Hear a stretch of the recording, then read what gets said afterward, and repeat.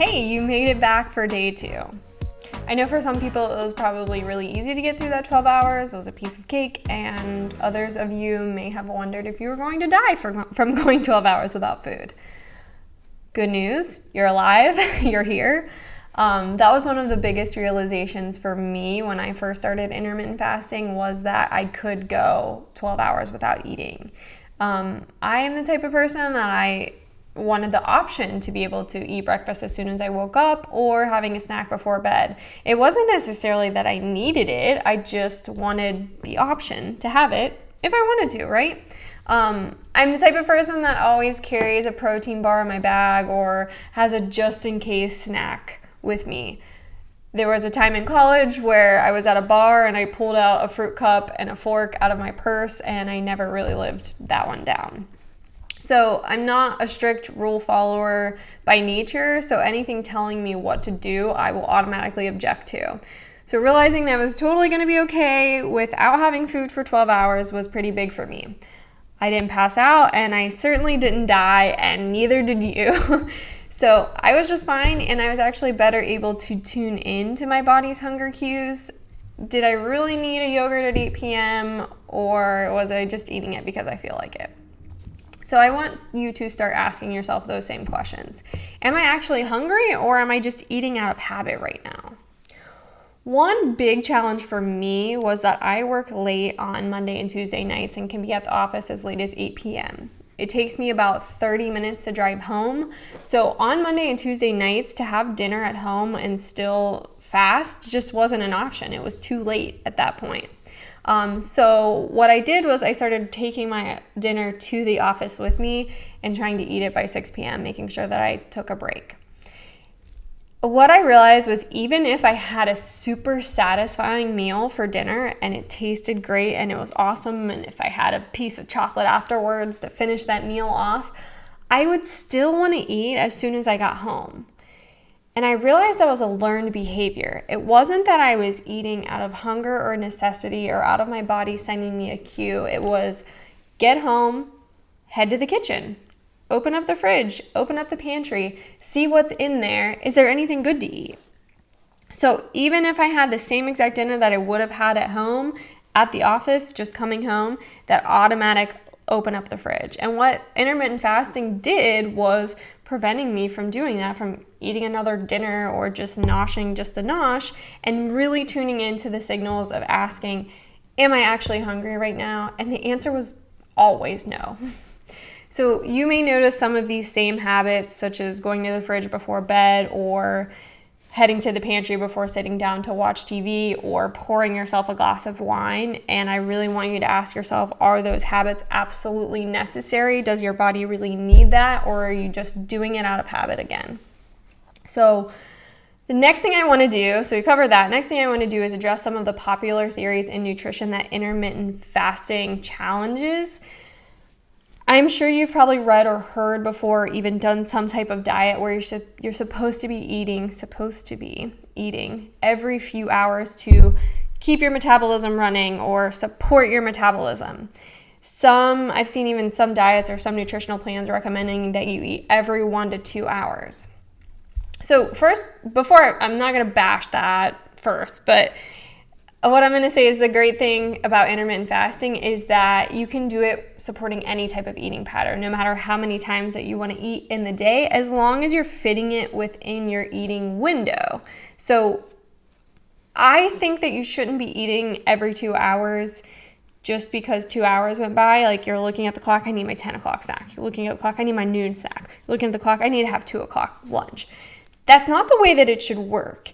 Your body is meant to send you a signal when it needs something, and if it's not sending you a signal, that means that you don't need anything. And what you tend to do is not get all the nutrients that you need at one time when you're eating that frequently. So it does keep you hungry every 2 hours if you have a cup of popcorn and then 10 almonds. And yeah, you are going to be hungry every 2 hours. I would much rather you eat in a way that you're getting all your nutrients in at one time and you're actually feeling satisfied, so your body doesn't have to keep sending you that signal in overdrive. But honestly, all of that is for another course. Here we're talking about intermittent fasting. So let's get back to that. Back to the question, You can still eat intermittent fast overnight while eating small, frequent meals during your eating window. And I usually find what works best for people is a pattern of 4 to 5 times of eating per day, and maybe every 4 hours or so. So 4 times a day, every 4 hours, or 3 times a day, every 4 hours. That works wonderfully for most people. Now, that's the ideal. If that doesn't fit within your schedule or work for you, that's totally fine. You can adjust as needed, as long as you're eating within that. What we had today was a 12-hour window. So another popular question: isn't breakfast the most important part of the day? And aren't I going to have to skip breakfast in order to fast? No, you do not have to skip breakfast in order to practice intermittent fasting. Let me say that again. You do not have to skip breakfast in order to practice intermittent fasting. In fact, I would say that the best case scenario is you're timing your fast to include breakfast and avoid eating late. In case you haven't noticed, the word breakfast actually means breaking the fast.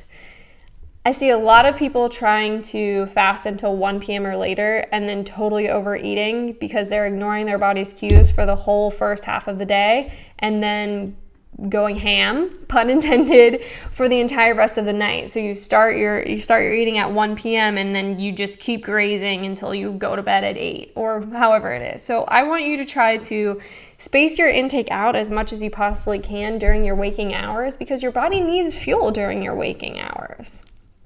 So why did we start with 12 hours? At the 12-hour mark, your body starts to get into a fat-burning state. Instead of using food as energy, your body starts to use its fat stores. This is when some of those known benefits that we talked about in the beginning start to kick in.